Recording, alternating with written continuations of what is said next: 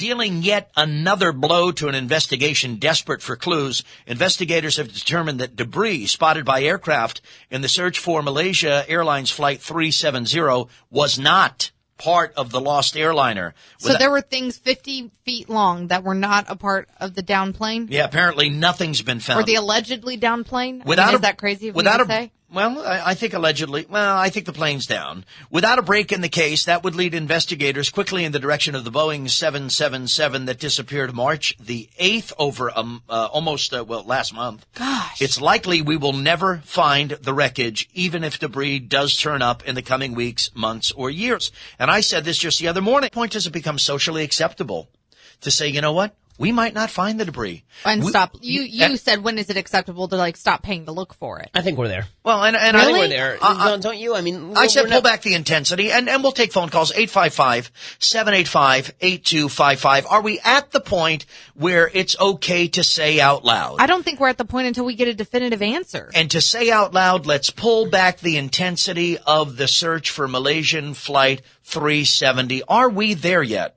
I think we are, because unless we find the black box, I don't know why exactly we're searching. I mean, let's say we find a piece of the wing. We already knew the plane was down. I mean, it's not out there somewhere. Well, I think we haven't even found a piece of the wing. I think we still need to be searching, considering it's now being classified as a criminal investigation, according to Malaysian officials. Look at the guy's dead, though. They acknowledge that it will not be about any of the passengers on board. So obviously, the investigation is going to focus solely on the crew at this time. The current consensus is, and this is what I think, this is where I feel like the Malaysian officials shouldn't be allowed to criminally investigate this. I think the NTSB and the FBI should be going in there, because the current consensus is that radar and satellite data showed the flight turning off course and flying back across Malaysia. When it was flying back over Malaysia, they didn't have anybody picking it up saying, hey, Flight 370, why are you flying back in the wrong direction? I think we're getting to a point where we are now, the 28th of March was 20 days. We're now 25 days, basically. So we're almost 4 weeks searching for this plane. We haven't found debris that we can confirm as part of the aircraft. Mm-hmm. And this is grim. There has not been a survivor found. Mm-hmm. There has not been a black box, a data flight recorder. None of it has been found. Because they don't even know where to search for it. Right. And when they think they know where to search, a week later they say, no, we've been searching in the wrong spot, and they refocus the search to another area. So clearly, they don't know where this plane is. So I join Ben and I say, I think it is okay right now to sort of kind of pull back the intensity of this search.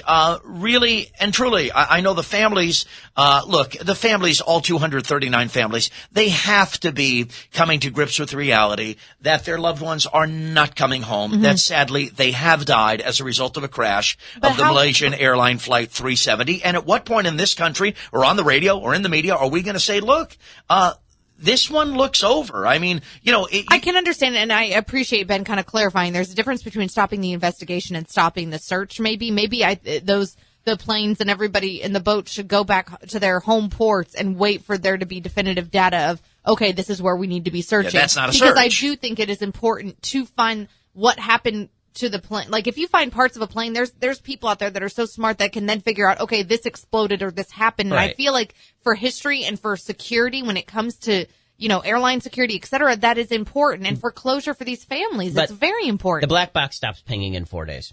Which is scary. Well, once it stops pinging, we're not finding it. Yeah, exactly. So, I mean, all of the evidence that is going to be gathered on this plane is going to be gathered on the mainland at this point. It's going to be gathered in Malaysia. It's going to be gathered from other sources. And I agree with you, Elisha, that the American government and that the international authorities should be taking the investigation over from Malaysia. And it's a sensitive question.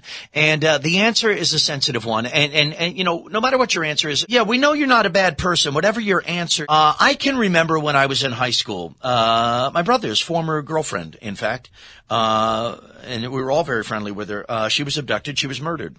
And there was a search for about 4 weeks to find her. And thank goodness they found her body and they identified her. Had they never found her, right? Let's imagine for a moment it's 1980s. If they had never found her, or people who go missing in state parks, at some point, whether it's Malaysian Airliner Flight 370 or some other missing person, at some point do governments, do cultures say, you know what? Sadly, I don't know that we're going to be able to explain this one in the near future at all. So maybe it's time to sort of try to resume for the families, for the airline industry, life as usual. I think we've spent way too much time on the search. We should have known right off the bat that this was a terrorist attack or some type of a suicide effort by the pilots. The thing that's important is that if the pilots drove the plane into the ocean, that's one thing. But what if there's some kind of a bomb that went off and blew this plane into smithereens? We need to know what that was because we've never seen anything like it. Agreed. We have. Right, but you contradict yourself, my friend, because the only way you find that information is to continue this 24/7 search, and you started your call by advocating ending it. Well, he's saying Right. Well, I'm not saying that the search isn't bad. I'm saying to focus on just the search instead of saying what kind of bomb could have blown this plane off the face of the earth. Hello, sir. How are you today? Fine, call me Brian. That's Ben and Elisha. Go right ahead. Yeah, everybody's taking like wild guess regarding this flight, and until now, nobody knows anything. Mm-hmm. And I'm really shocked that big companies such as Boeing not knowing anything about it.